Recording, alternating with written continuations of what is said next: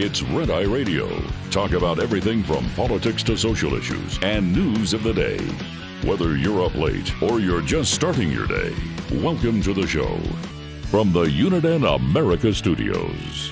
For Gary McNamara and Eric Harley, Dan Mandis, this is Red Eye Radio.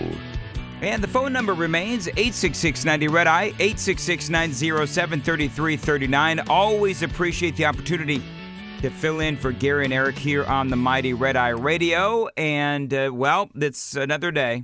It's like Groundhog Day. Government shutdown. We are now on, I believe it is government shutdown day 22. Same issues, of course, a different day. So we'll continue to cover that. I think the Democrats are really beginning to feel some pressure. I do.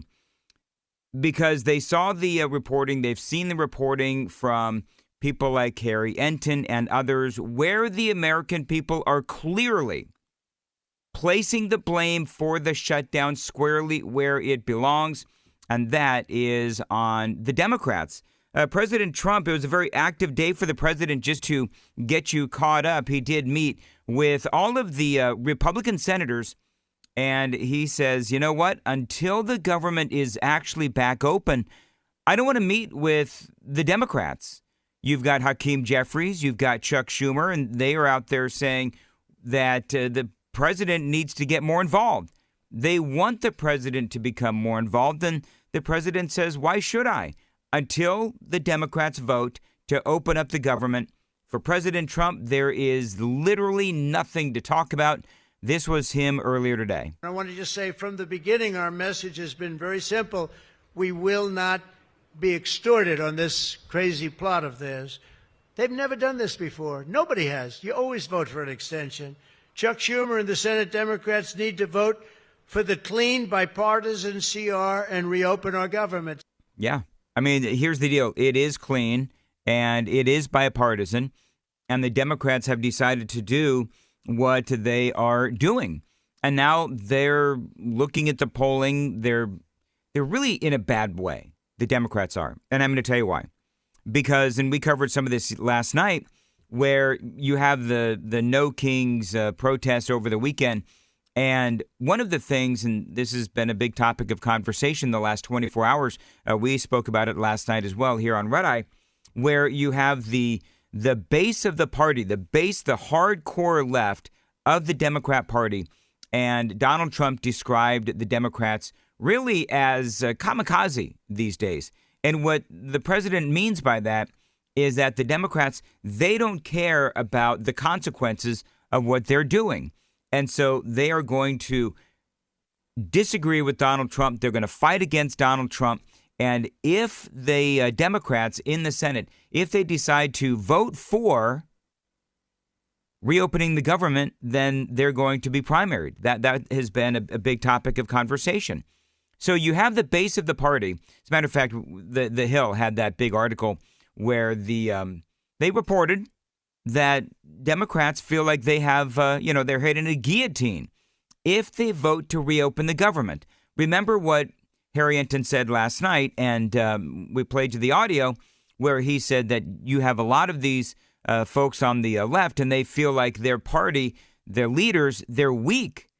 And that's going to be a big problem for the Democrats. And so part of what they're trying to do is obviously they're preparing for the midterm elections. And if the Democrats decide to reopen the government without getting anything from the Republicans, then they know that they are going to have a horrific midterm election. And so they're really stuck, and they got themselves in this position. They're the ones, the Democrats are the ones that decided, okay, we have a moment where we are going to be asked to vote for yet another continuing resolution. We're not going to vote for that continuing resolution until we get something for our side. Which, as you just heard Donald Trump, no, that's not necessarily the way that it's done. What usually happens is you'll have the two sides come together. They'll simply vote to continue with what has been happening, and they'll negotiate the issues. But the Democrats decided that, you know what we're going to do is we're going to hold the country hostage. And if we don't get what we want, which, by the way, is the refunding of NPR, illegal aliens getting medical benefits, and all the things that we've all been talking about, then we're just going to keep the government closed. And they wrongly thought, this is on the Democrats wrongly thought that the Republicans would be blamed for this. And clearly, that is not the case.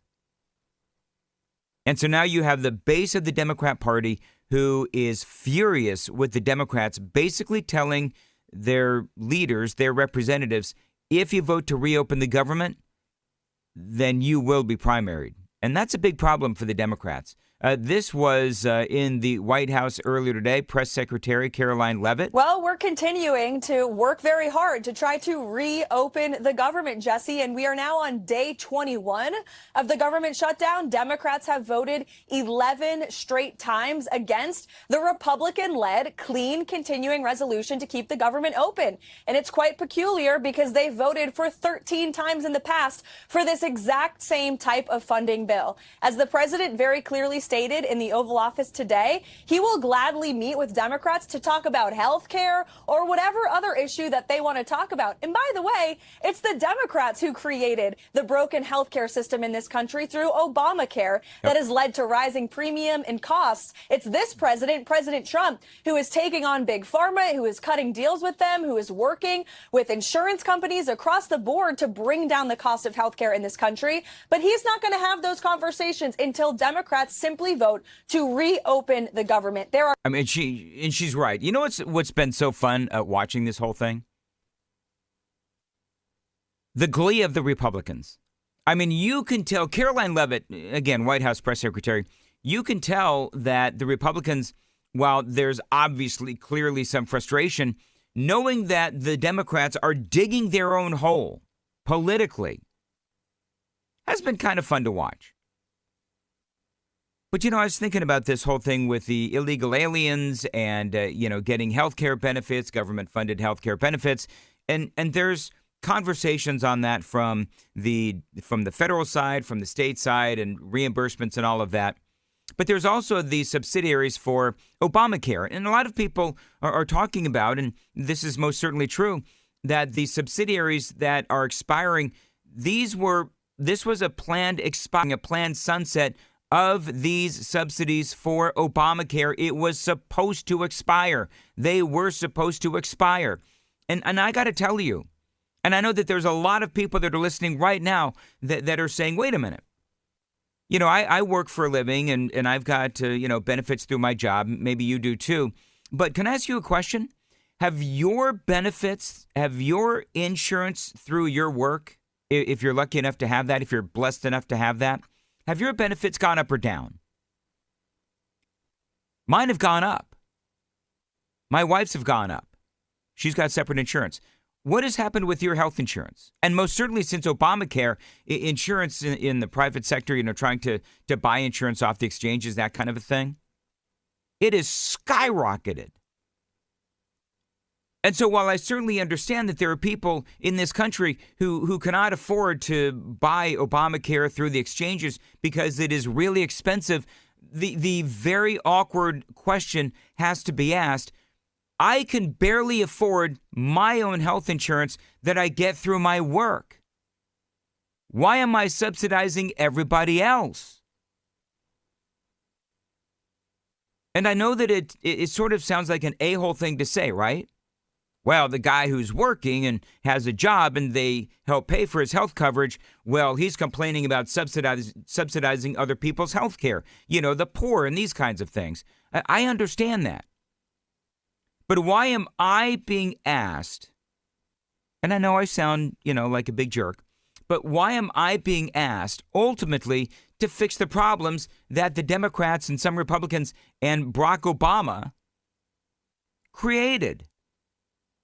Why am I or you or all of these Americans across the country, why are we being asked to subsidize the health care of other people when this was something the Democrats did, Barack Obama did, to break health care, to make it worse for the American people? Remember, one of the biggest lies in political lies in American history. If you like your doctor, you can keep your doctor. If you like your plan, you can keep your plan. Complete and utter BS. And so now the Democrats are demanding that these subsidies for Americans who need them for, buying insurance on the exchanges, I understand. And of course, the illegal alien issue as well, which ticks me off to no end. But it's like people are being asked to fix the problems that Washington, D.C., and quite frankly, Barack Obama created. And I'm a little tired of that because, again, not to belabor the point, but my insurance goes up. Odds are your insurance has most certainly gone up since Obamacare. And if you have to buy it off of the exchanges, it is really, really expensive, unreasonably expensive.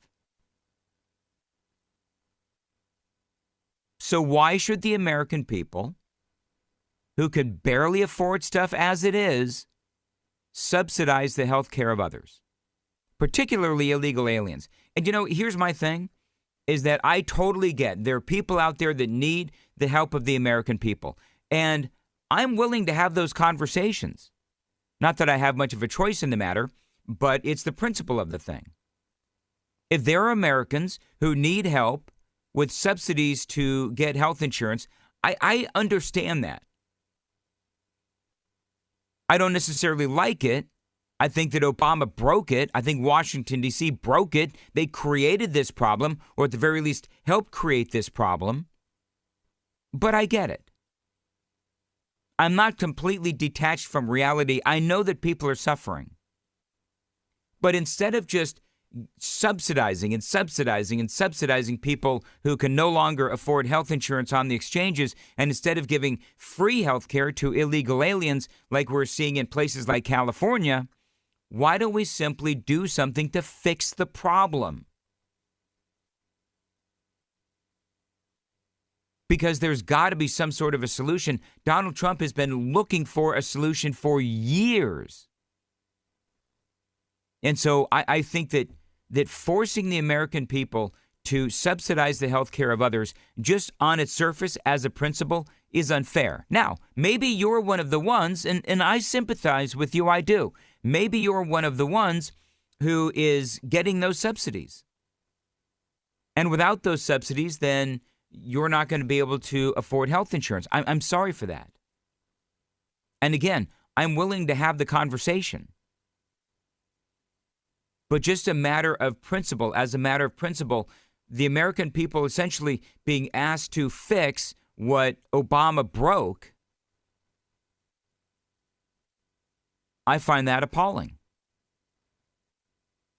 And most certainly paying for the illegal aliens to get health care benefits, that as well, I believe, is appalling. Here's more from Caroline Levitt. By the way, she was on with Jesse Waters. To reopen the government, there are damaging consequences every single day. Nearly 500,000 Americans are going without their paychecks right now. President wants to put people back to work, and he's calling on Senate Democrats to do the right thing, have a little bit of courage to stand up to their far-left radical base and vote to reopen the government. Yeah, listen, that is right along with what I was talking about, where the Democrats have put themselves in a really bad position. It's funny. I was just talking about how, why should I and the American people help fix what Obama broke, right? So that's exactly what Caroline Levitt is saying about the Republicans. Why should the Republicans bail out the Democrats on this issue? Why should they?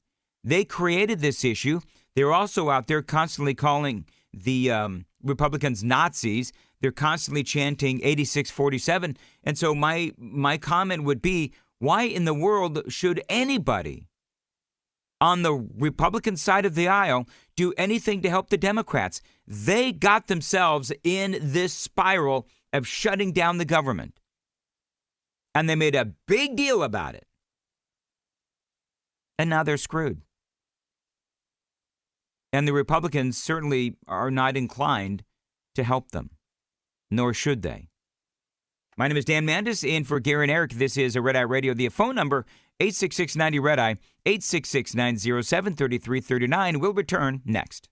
Hi, I'm Jen Loomis, a transport safety expert at JJ Keller. In order to manage speed, you need to understand the 4 factors involved in stopping a vehicle. Perception distance is the distance a vehicle travels from the time you see a hazard until your brain recognizes it. The perception time for an alert driver is approximately 3/4 of a second. Reaction distance is the distance a vehicle travels from the time your brain tells your foot to move from the accelerator until your foot hits the brake pedal. The average driver has a reaction time of 3/4 of a second. Brake lag distance also needs to be taken into account. When operating a vehicle with air brakes, it takes about half a second for the mechanical operation to take place. Finally, braking distance is the distance it takes a vehicle to stop once the brakes are applied. Braking distance is affected by the weight, length, and speed of the vehicle, as well as road condition. This tip was brought to you by JJ Keller and Associates. Visit us at jjkeller.com.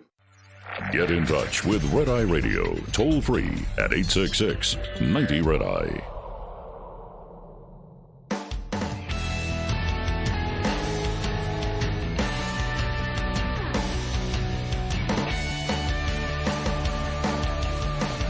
Hey, if you would, follow me on the socials at Dan Mandis Show. I'm on X, I'm on Instagram, I am on Facebook as well. And one of the things, I've got so much to talk about tonight. Coming up after the bottom of the hour break, we're going to talk about what Jen Psaki said about JD Vance. Can I just say that the anti-Trump 86-47 MAGA equals Nazis, I mean, clearly it's getting old. Everybody knows that it's getting old. But for the Democrats, y'all know that they have nothing else. And so that's why they are keeping on with this narrative. But it's clear that now the Democrats are taking aim at not only JD Vance, but also JD's wife. And we're going to talk about that coming up. Republicans will be voting for Senator Ron Johnson's bill to pay the troops and pay ICE agents and air traffic controllers and other federal employees as the government continues to be shut down by Chuck Schumer and the Democrats. This is the Senate Majority Leader, John Thune. House Republicans and the President of the United States are all in favor of reopening the federal government. In fact, so much so that we've now all voted 11 times to reopen the federal government. But the longer the federal government stays closed, the more the impacts are being felt. Travel delays, benefit delays, farmers are being impacted, millions of people going without paychecks. That's what this government shutdown, Democrat government shutdown, is bringing to the American people. So we're hopeful that this will be the week when we break out of this and the Democrats come to their senses and decide to open up the government. We're going to give them several opportunities, as you know, to do that. We'll have another vote on the continuing resolution tomorrow, which is sitting at the desk of the Senate. Can be sent down here to the White House, signed into law. The government would open up immediately. We're also going to vote on a Ron Johnson resolution that essentially would pay anybody who's currently working. So we'll see how the Democrats react to that. But the truth of the matter is you have a bunch of people here, a united team that believes profoundly that we need to get our government open. And if the Democrats want to talk about subjects unrelated to the government, getting the government open again, we're happy to have those conversations. But we've repeatedly now gone through this, and at some point the Democrats are going to have to say yes for an answer. We want a normal appropriations process. We want to give them an opportunity to sit down and litigate some of the issues they want to talk about. But that can't happen until the government gets opened up again. So that is John Thune. Now, if you want to call in, the phone number, 866-90-RED-EYE. Also, I host a morning show in Nashville, Tennessee, Super Talk 99.7 WTN. If you want to check that out, you are certainly free to. All the streaming apps, we are on all of them. You can also find us on video, YouTube, Facebook, and the rest of it. We also, by the way, have a text line, and I'm going to open it up this morning for Red Eye Radio. So if you don't want to call in, that's fine. A lot of people don't. But if you want to text me, I've got it open right now, and I'm reading all of the text messages from people here in Nashville. That phone number is 615-737-9986 if you want to text in. Got a lot more straight ahead on Red Eye Radio.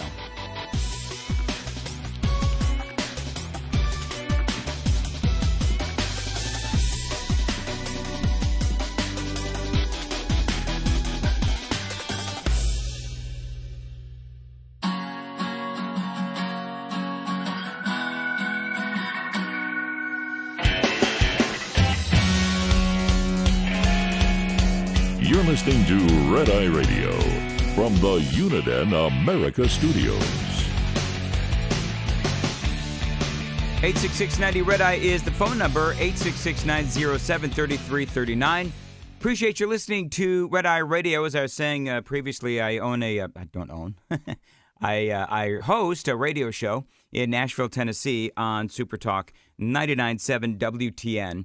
I want to play real quickly before I get to your calls. I want to play real quickly this audio from John Fetterman, the president, meeting with Senate Republicans today, and they are saying that they are ready right now to open the government back up. It is clearly the Democrats that are holding things up, and John Fetterman is one of the few Democrats who does understand that the Democrat Party is literally destroying itself, despite the fact that, as we talked about before the break, we do have the base of the Democrat Party that wants them to fight against Donald Trump and fight against everything that he does, including keeping the government open. John Fetterman thinks his party has lost its mind. Yeah, it's Groundhog Day, and I'm just saying, and it's not entertaining. That's a great movie, but this is and now it's like now real damage are now touching the lives of regular Americans,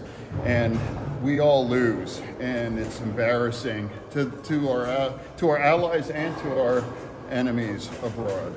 So that is John Fetterman, and this is Mel calling from Sarasota Springs, New York. And let's see here. Guys, I think you're going to have to put Mel on the air for me if you would. Thank you, Mel. Thank you, guys. Mel, go ahead. How are you?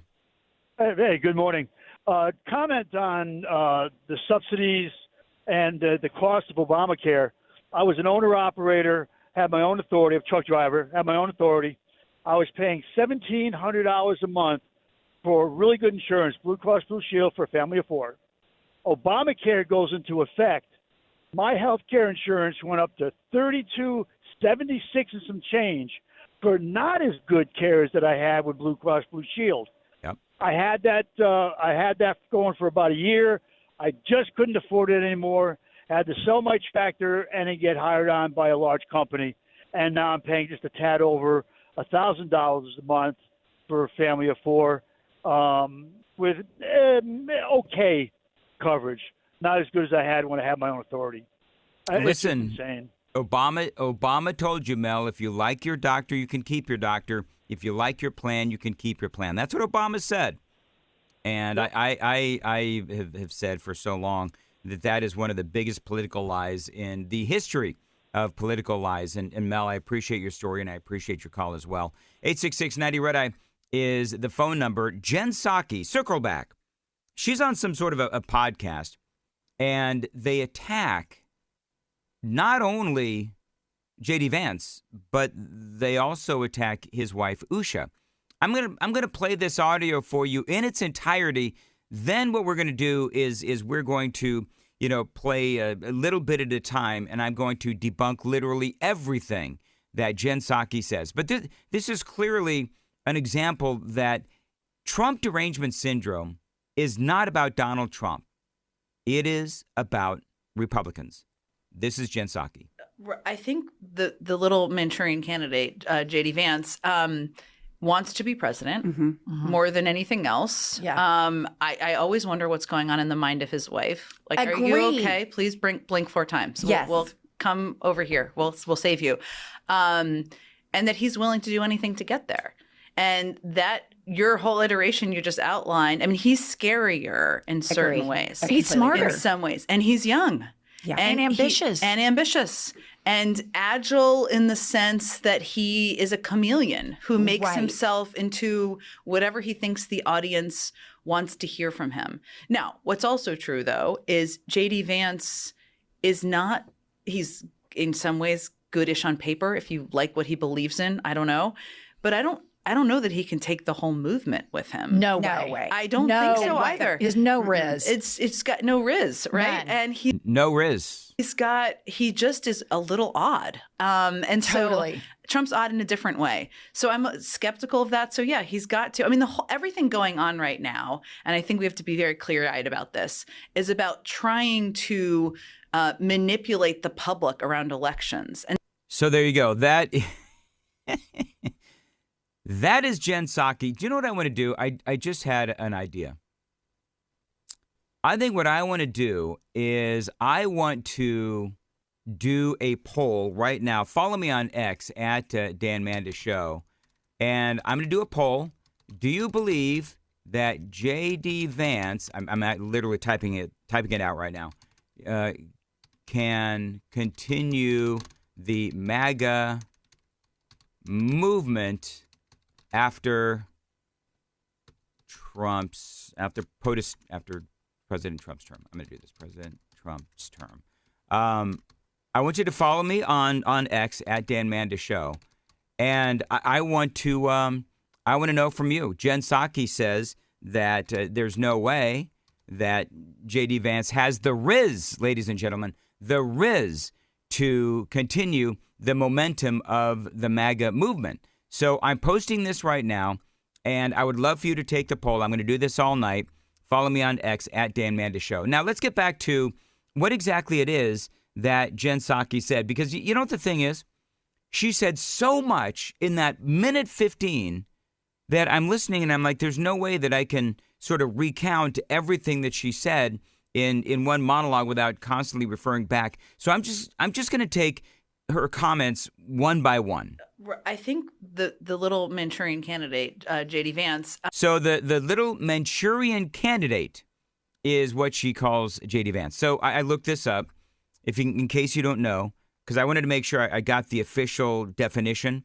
A Manchurian candidate refers to a person, often a politician, who is manipulated or controlled by external forces, typically acting against their own country's best interests, a person being used as a puppet by an enemy power.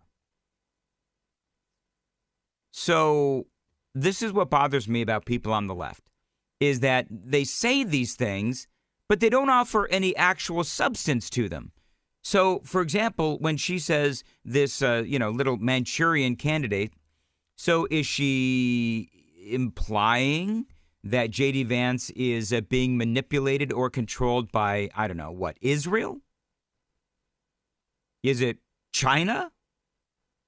Who exactly is it that is controlling JD Vance?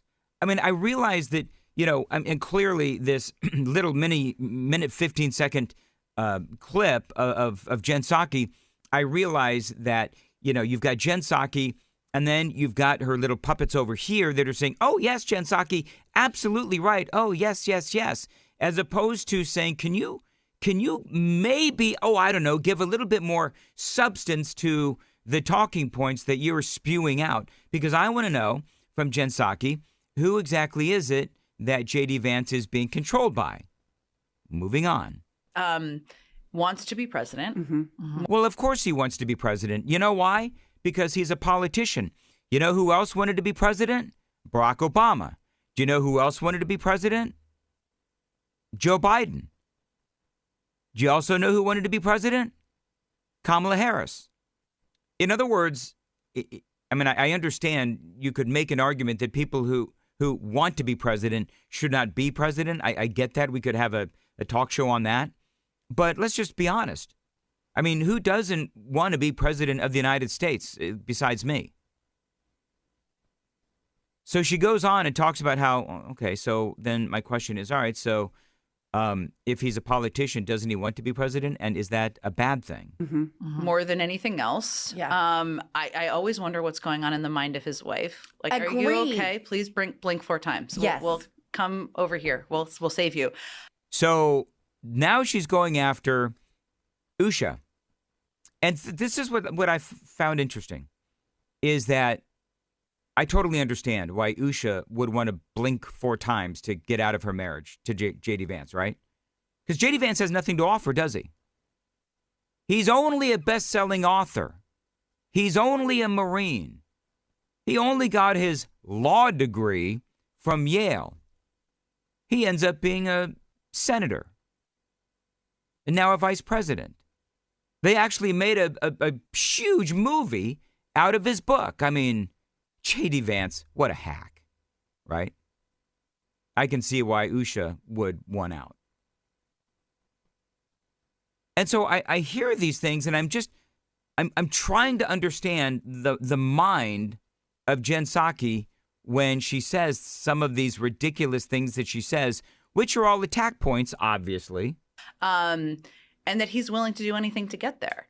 And that your whole iteration you just outlined, I mean, he's scarier in certain ways. He's smarter. In some ways. And he's young. Yeah, and ambitious. And ambitious. So he's young and he's ambitious. Is that now wrong in a politician? Now, when she says that JD Vance would do anything to be president, can I remind Jen Psaki that her own party put Joe Biden into office, and they didn't have him, during the election back against Donald Trump, where they didn't even have him out on the campaign trail because they knew that he couldn't hack it. So they used COVID as an example or as an excuse to keep him in the basement. And would they do anything? Would the Democrats do anything to retain the Oval Office? Well, they stuck with Joe Biden, knowing that he was having problems mentally. Cognitive decline was clear, yet they wanted to keep him in the Oval Office because they felt that he was the only one that could beat Donald Trump. So I would ask Jen Psaki, who exactly is it that is more thirsty for power in the Oval Office? Is it JD Vance or is it the Democrats who were willing to sell out America by having a brain-dead Joe Biden continue to run against Donald Trump because they felt like he was the only one that could beat Donald Trump until that debate? Moving on.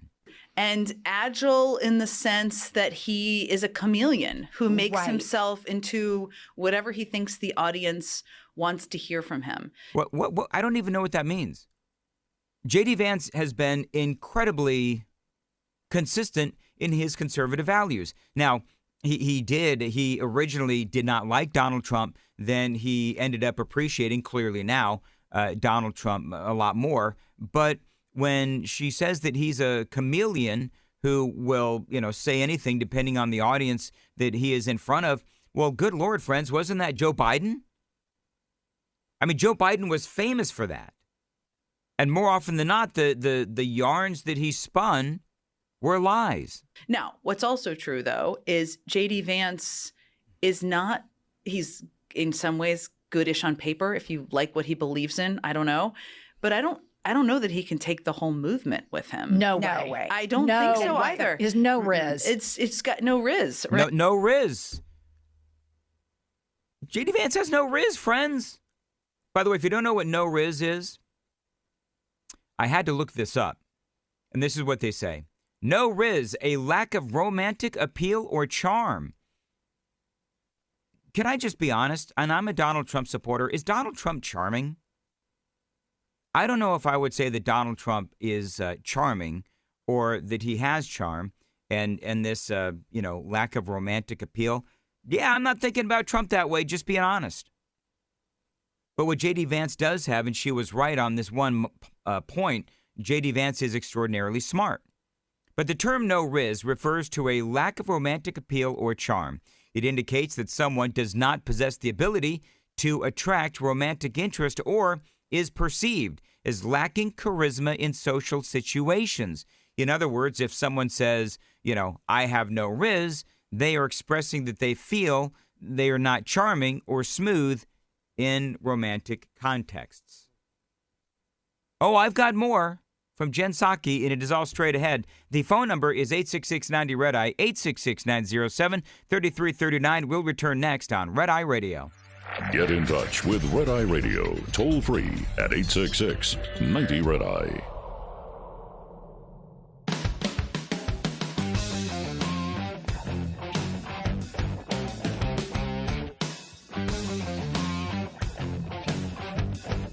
$866-90-RED-EYE. The text line is open tonight, 615-737-9986. If you can't call in, text in 615-737-9986. My name is Dan Mandis in for Gary and Eric. So Jen Psaki was on some podcast, and I'm going through this minute 15 audio clip and basically debunking what she is saying about JD Vance. Right. And he just is a little odd. And so Trump's odd in a different way. So I'm skeptical of that. So yeah, he's got to, I mean, everything going on right now, and I think we have to be very clear-eyed about this, is about trying to manipulate the public around elections. All right. So there you go. So JD Vance, as she says, is a little odd. And she says Donald Trump is odd. And so I guess my question would be of Jen Psaki. Okay, so do you see anyone who disagrees with you politically as odd? Because I don't think JD Vance is odd. One of the things that she said was she didn't believe that JD Vance could continue the MAGA movement after Donald Trump. I've posted a poll. Follow me on X. Take the poll at Dan Mandis Show. Got a lot more straight ahead on Red Eye Radio.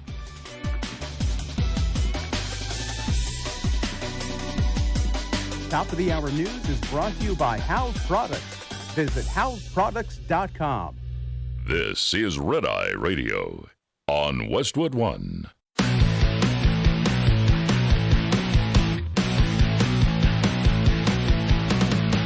Now, it's Red Eye Radio. Talk about everything from politics to social issues and news of the day.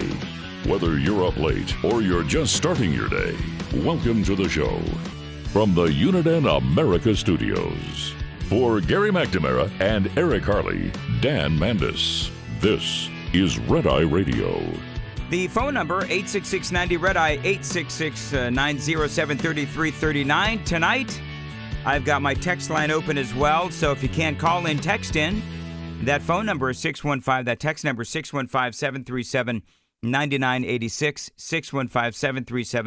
615-737-9986. I host a morning show in Nashville, Tennessee on Super Talk 99.7 WTN. If you'd like to check that out, I'd sure appreciate it. You can listen to that anywhere with all of the various apps. You can also listen and watch the radio show as well on YouTube and Rumble and Facebook and at 99.7WTN.com. So y'all know who Riley Gaines is, right? Riley Gaines, this is crazy news actually out of my state of Tennessee. As a matter of fact, this is really in my backyard. So Riley Gaines, people know that she is a political activist. She is a conservative. She was a collegiate swimmer who became an outspoken critic of the trans movement in sports after being forced to compete against a man. So most people know who Riley Gaines is. She became incredibly outspoken on that issue and others important to conservatives. And everybody loves Riley Gaines, I'm just going to say, especially in my neck of the woods, because she is from Middle Tennessee. But here's the question. How did Riley Gaines end up on the library board in Sumner County, Tennessee? It is so random, but if you know anything about Riley Gaines, you'll know that it's actually not as random as it sounds. So she's there. She's got a new baby. She's building her family in Sumner County here in the state of Tennessee, in Middle Tennessee. There's been this big battle that has been going on within the Sumner County Library Board over, wait for it, trans promoting books in the library. Now, you know that these are battles that are going on all over the country where we do have books that are in libraries that are promoting trans ideology. Some would say encouraging. I would certainly say encouraging. So there was this discussion. And again, this is going to go a little deep into the Sumner County Library Board, but it's only like 2 sentences. There was this discussion of reducing the board from 9 to 7, leaving 2 positions not filled. That would have meant that the leftists on the board would have control of the ideological shift on the Sumner County Library Board. So it would have ended up being left-leaning because the 2 vacancies were vacated by conservatives. So the vote came in and, everybody voted that they would not leave the board at 7, but it would be at 9, and that Riley Gaines, unabashed conservative, celebrity in the conservative movement. She's on Fox News. I'm sure that she's been on Newsmax. The woman is everywhere. And now she's got the lofty position of being on the Sumner County Library Board in Tennessee, in Sumner County, Tennessee. She's on Fox News as a contributor. She's part of Turning Point USA. She gives speeches. She's an activist. She travels all over the country giving speeches and so forth. Incredible college athlete. And now, yes, she is part of that Sumner County Library Board. Now, she is, from that area, and she grew up in that area. I love this. And by the way, she's also a new mom, 3 weeks old. Her baby, 3 weeks old. And yet she has time to give back. So she was on with my friend Chris Hand. He is on my radio station, WTN, here in Nashville. And this is what she said about this new career move. I am so excited about this. Of all of the different accolades and titles outside of mom now being the best, our little daughter is 3 weeks old now. Truthfully, I'm most excited about this new appointment to the library board. I have done so much work over the past few years, I think at the national level, I would say, and it's stemmed down, of course, and we've seen lots of movement from the states following, especially the leadership of President Trump. But what I have seen firsthand to be true is that grassroots efforts and what is happening locally and in your own community matters far more than what's going on in Washington, D.C. So to be a part of this effort, my hometown, where I'm born and raised, where I hope to continue to raise our little daughter and hopefully many more kids to come.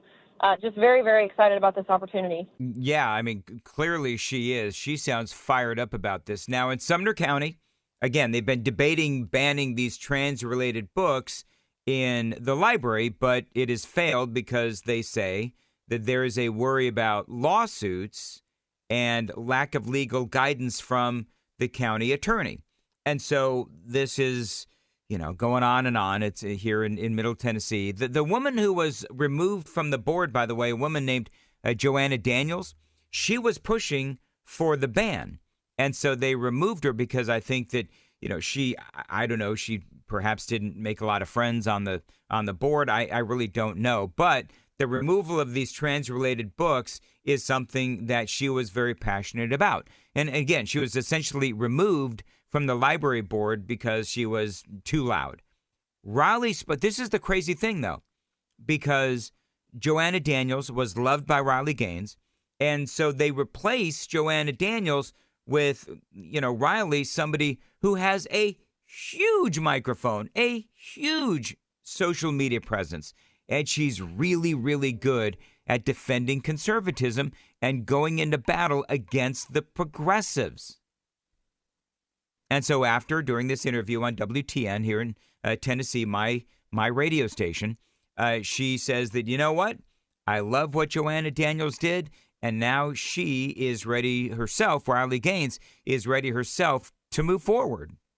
Some of these books coming out of the Sumner County libraries have been highlighted and brought to the attention of the board members, to which they've done nothing about it, and not for lack of trying on the part of the Republicans, the real Republicans, but again, you have lots of rhinos and Democrats who are actively working against this and working against concerned citizens and concerned parents.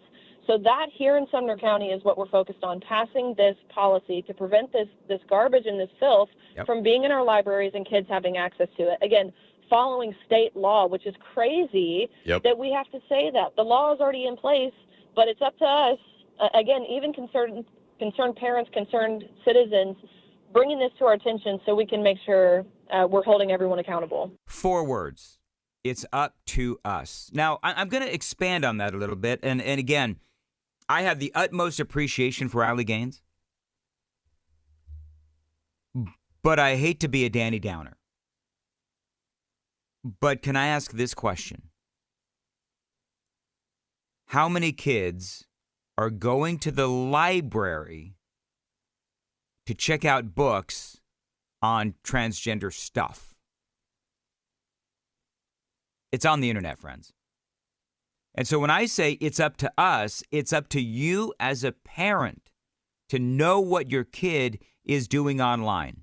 Now, I do understand that if you're monitoring, as you should, if you're monitoring what is going on your kid's internet, on your kid's phone, whatever it is, then they can go to the library and they can check out books and figure out what it is that they are searching for.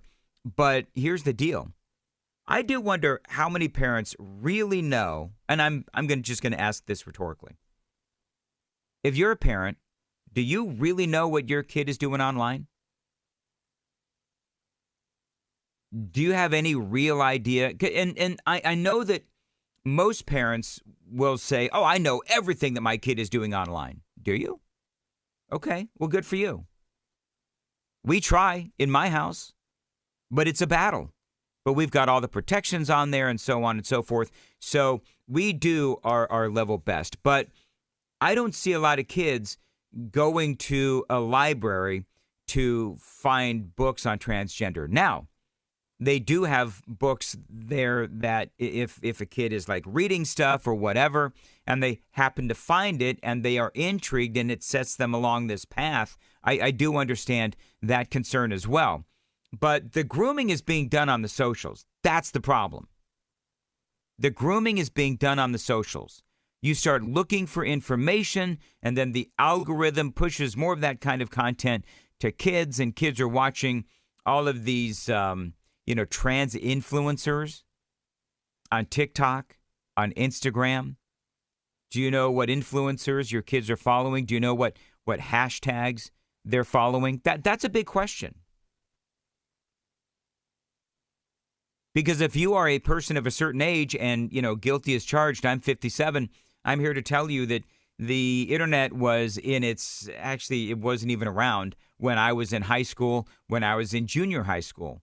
So the people that were influencing me, my parents, my grandparents, which didn't turn out very well because they were drunks. But other than that, actually, what's interesting? With my I come from a long line of alcoholics. I talk about it on occasion. And what I learned from watching my grandparents and my mother, who was also an alcoholic, was that I was not going to drink. And I didn't drink for many, many years. But my father and other people in my life, I did. I looked to them to be my influencers. I was influenced by them. And once my mother became she became a Christian, and she stopped drinking, and she went to Alcoholics Anonymous, all that kind of stuff. And then she became, what I would say was a great influence on me during my teenage years and older. She finally got sober when I was about in junior high school, but that's a conversation for another day. But all this stuff is on the internet. It's in the library, I guess. There's a lot of bad stuff in the library. Please trust me, I cover this all the time. But I'm far more worried about what your kids and my kids are watching on the internet and looking at and following on the socials. So when Riley Gaines says, again, those 4 words, it's up to us, that's what she means. It's up to you as a parent. Now, going after the libraries, that is a great first step. And I don't really know what you do with all the trans stuff on the socials. I really don't. I mean, can you ban them from TikTok? Can you ban them from Instagram? I think part of what I've always said is that, and maybe this is the right way to raise your kids, maybe it's the wrong way. I really don't know. But I think that our kids are always going to be facing bad stuff in life. Our kids are always going to be either you'll have an attempted influence of your child, or someone will actually influence your child. And the best shield that your kid has to deny those influencers that could be bad for your kids, the best shield is your upbringing of your child.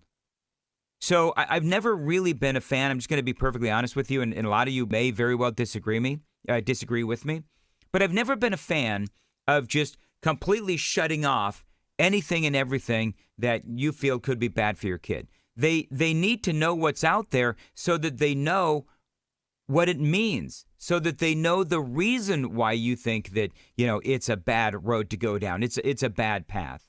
But if they don't know what's out there and then they go to college or they start finding out what is out there and then they don't have that context or that perspective to put it in. So for me, I guess my answer would be, okay, so I'm all for taking these, trans books out of the libraries. But the bigger issue is, do your kids know about all of these things so that they can be put in the proper conservative perspective if that's how you feel? 866-90-RED-EYE is the phone number, 866-907-3339. Dan Mandis here. This is Red Eye Radio. This morning's USDA Farm Report is brought to you by House Products. Tested, trusted, guaranteed since 1920. Those that are getting involved in home canning as a food preservation technique for the first time may feel it's similar to cooking. But as North Dakota State University Extension's Julie Garden-Robinson explains, it is best to stick with canning recipes as written, both to assure food safety and taste. People like to make recipes their own, fine for cooking, but when you are canning, you're a scientist, and there are some substitutions that are okay, but not a lot of substitutions. One example comes from a product more canners are creating and preserving in recent years: salsa. If you like a hotter salsa, you can change the type of pepper, but you can't alter the other ingredients. You can't add extra peppers, but you could make it hotter by choosing more jalapeno instead of bell peppers. Additional home canning tips, advice, and recipes are available through resources such as cooperative extension offices and websites. I'm Rod Bain reporting for the U.S. Department of Agriculture in Washington, D.C. This report brought to you by Cenex Fuels and Lubes. Lines open for your calls. 866-90-RED-EYE on Red Eye Radio.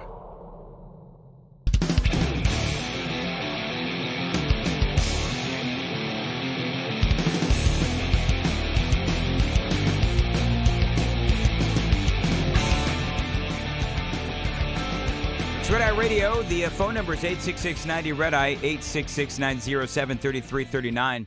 Follow me on the socials. My name is Dan Mandis, and it is at Dan Mandis Show.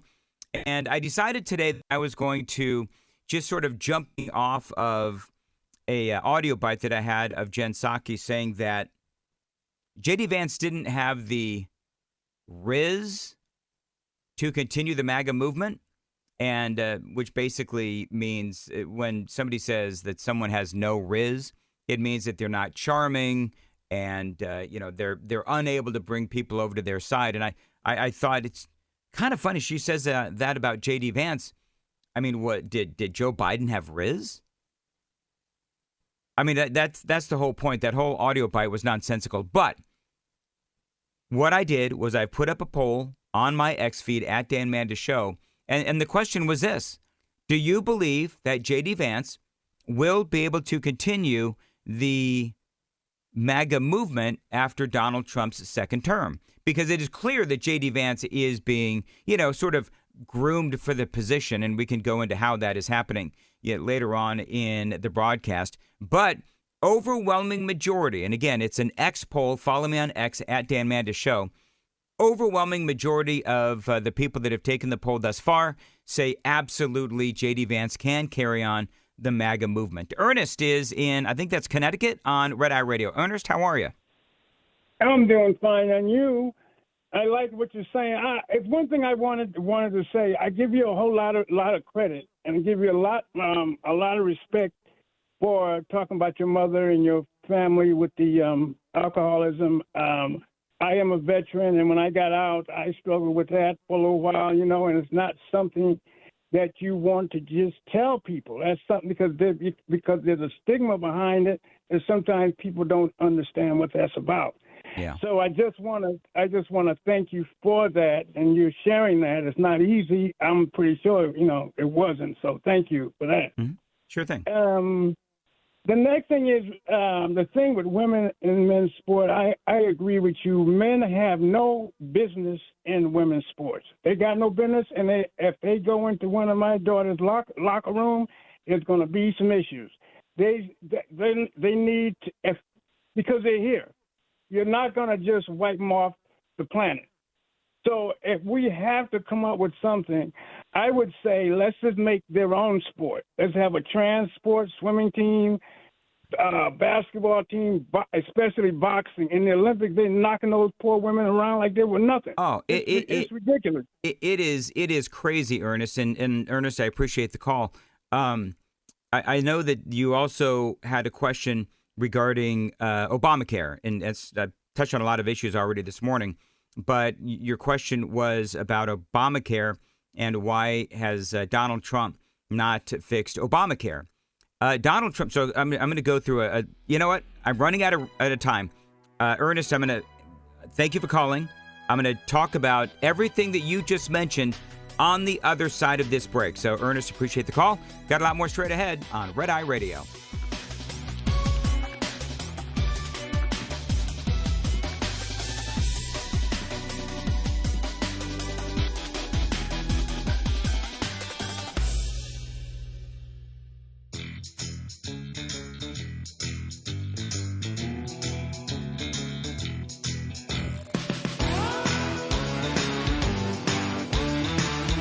Red Eye Radio from the Uniden America Studios. Now, for Gary McNamara and Eric Harley, here is Dan Mandis.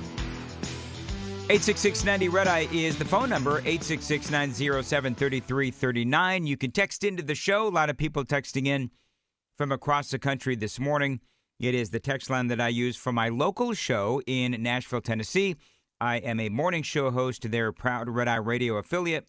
And that phone number, if you want to text in, 615-737-9986. Ernest had called in before the break. It was right before the break when I took his call.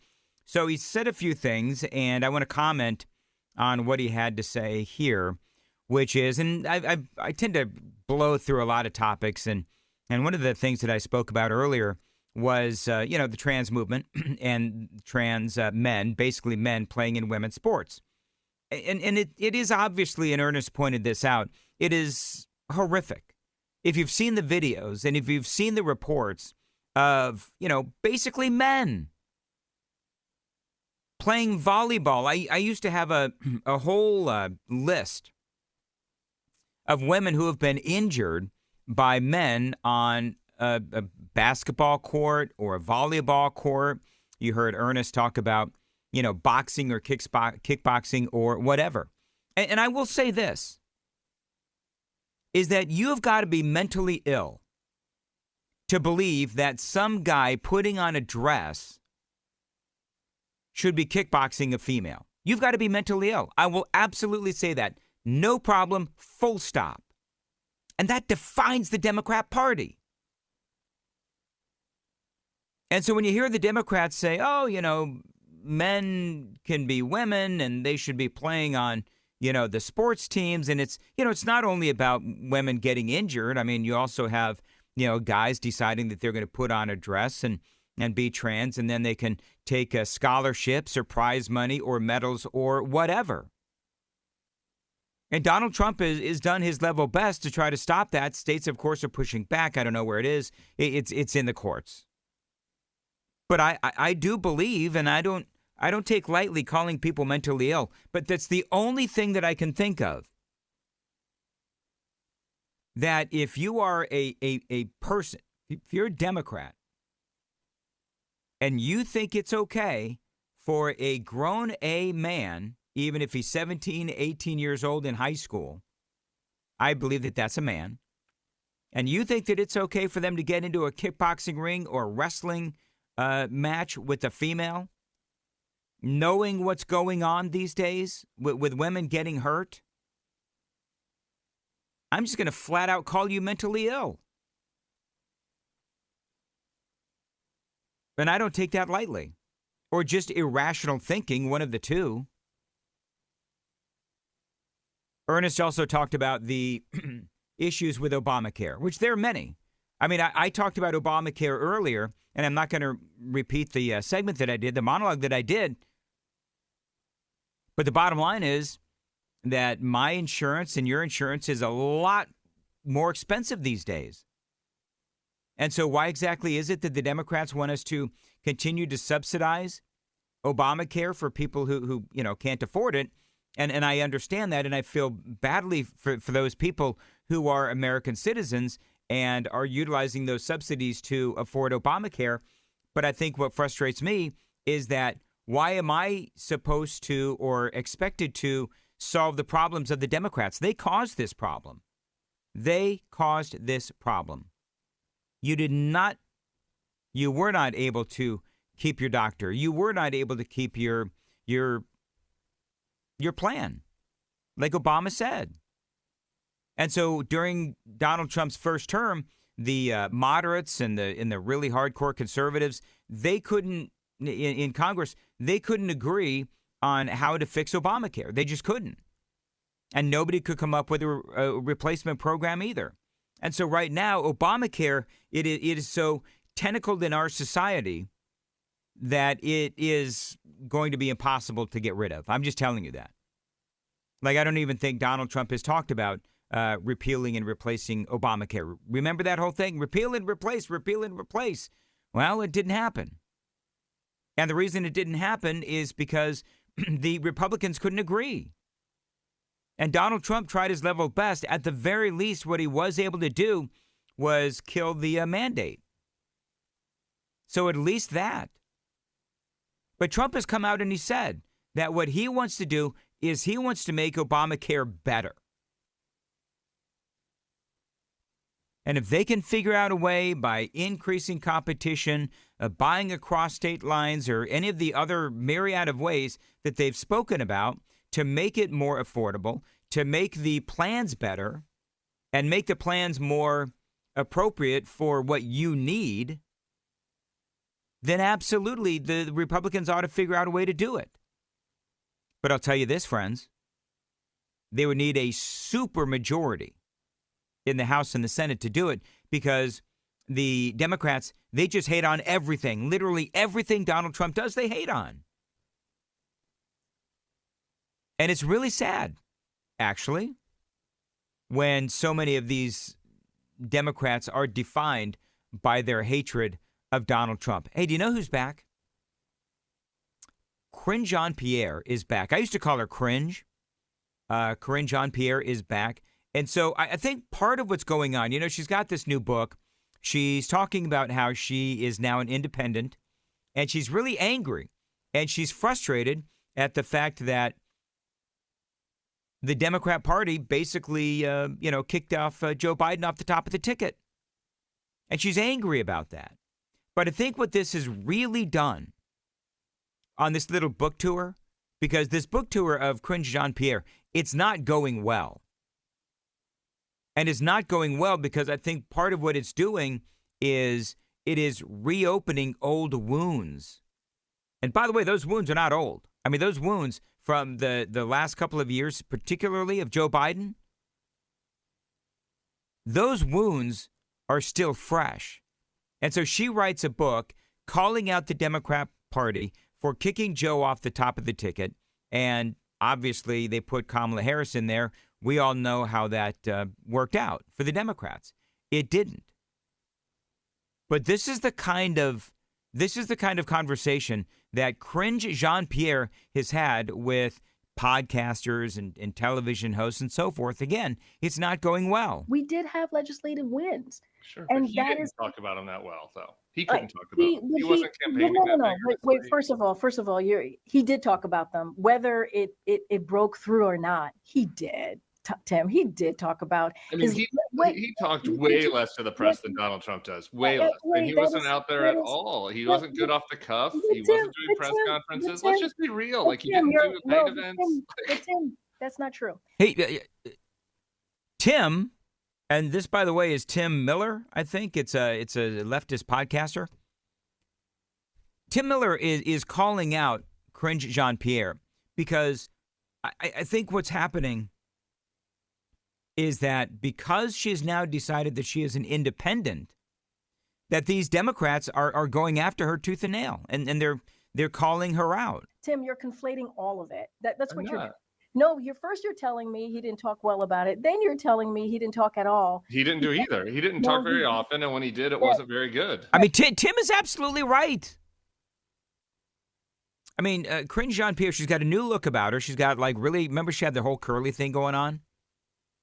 And now it's like really long. But so she's got a new look, but it's the same old lies. Maybe we weren't paying attention to what we were doing at the White House. But I paid attention. I'm with you on the policies. I'm talking about his performance. The president spoke to the American people a couple times a week. That is an absolute lie. That is an absolute lie. He didn't do the gaggles. You know, the gaggles are right, where you just got a bunch of reporters are around you in a circle and you just answer questions. And he certainly didn't hold press conferences very often. And he didn't attend the White House press briefing very often when Karine Jean-Pierre or Jen Psaki was doing them. I mean, Joe Biden was MIA. And he was MIA because he was essentially, as far as his brain goes, DOA when he walked into the White House. He traveled and did domestic travel and talked directly to the American people. Wow, he did not. Joe Biden didn't. And I think this is hitting differently for the Democrats is because we have a little bit of perspective now. We have perspective. I mean, listen, you and I, all like, if you listen to Red Eye Radio, you know darn right well that Joe Biden was having issues cognitively. You did. Because Gary and Eric talked about it. I talked about it during my morning show on Super Talk 99.7. But now the likes of Jay Tapper are writing books about the massive cover-up within the Biden administration. And Karine Jean-Pierre, she was on the front end. She was on the leading edge. And now she has the gall, she has the audacity to come in here and try to say now that everybody else has been red-pilled. Jay Tapper writing books, the Wall Street Journal, the New York Times, the Washington Post, everybody now knows what happened. And she has the audacity to come in here saying this kind of crap. I saw a guy who I had not seen backstage at the benefit that I did. This is Stephen Colbert talking about when he encountered Joe Biden. It seemed like a dramatically different person. And at 81 years old, that's not entirely unexpected. You can imagine why people got so worried. So, a couple of things. I got to see Joe Biden almost every day. And this is a question that I take very seriously. I don't think that you do, actually, because you keep lying about it. No one has ever said he hasn't aged. No one ever said that. He would make jokes about it. He would acknowledge it. And he would say, yes, I know I don't speak this as well as I used to. I don't walk as well as I used to. No one is saying that he didn't age. I'm talking about, did he have the question that I was getting, the mental acuity? Was he able to govern? And the man that I saw nearly every day. That is so funny. Did you hear that? I want to play that again. Like one person applauded to what she was saying. Did he have the question that I was getting, the mental acuity? Was he able to govern? And the man that I saw nearly every day was one person. Can you imagine being that one person that applauded? I mean, I guess you could say that, sure, Joe Biden was able to govern long as his inner circle was telling him what to say, feeding him answers. And, of course, we all know about the auto pen. Someone who was engaging, understood policy, and was always putting the American people first. And it showed. It showed. And Colbert's like, We weren't able to get done. I remember I saw him. I don't think anybody questioned his heart or his policies, but it takes more than that to be the president of the United States. And in a moment of great pressure on stage, we saw someone shock us and worry us. And nothing could assuage that worry. So I don't think it was necessarily a betrayal of Joe Biden as other people saying, we don't think we were shown the Joe Biden that you saw. I saw every day a really ugly assault on someone who had 50+ years of experience and who, again, objectively had done a good job as president of the United States. I don't think he did a good job, do you? I don't think he did a good job at all. I mean, we could go down the list. Mandated vaccines, open border, inflation way up over 9%. And it was heartbreaking to see that type of behavior. I think all of that, everything you're saying, I cannot fault the factual basis of what you're saying or your feelings about it. Yeah. But what happened was the debate performance. Everything is downstream of that. And no one is saying that the debate performance wasn't shocking, wasn't a disappointment. No, it was a disappointment, all right. It was a disappointment for the Democrats. But you know what? For the Republicans, who didn't see it coming? Dan Mandis here. This is Red Eye Radio. Get in touch with Red Eye Radio, toll free at 866-90-RED-EYE.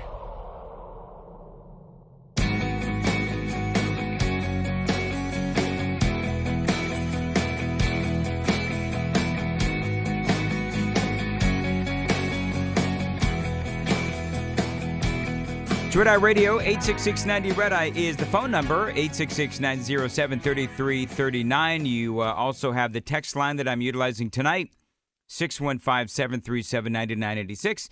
If you can't call in, you are free to text in. Getting a lot of text messages from all across the country. Really appreciate that.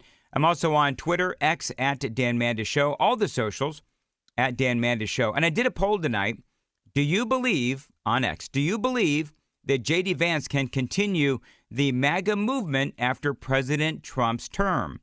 Because some Democrats are saying that no, he will not be able to. I played some audio earlier of Jen Psaki, and I think that a couple of things. Number one, if you think the TDS is going to stop when Trump is out of office, no, it's going to transfer to whoever is in the Oval Office if the Republicans win.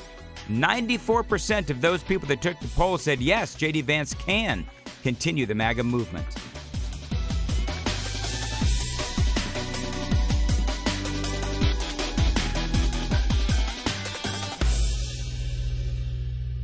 This is Red Eye Radio on Westwood One.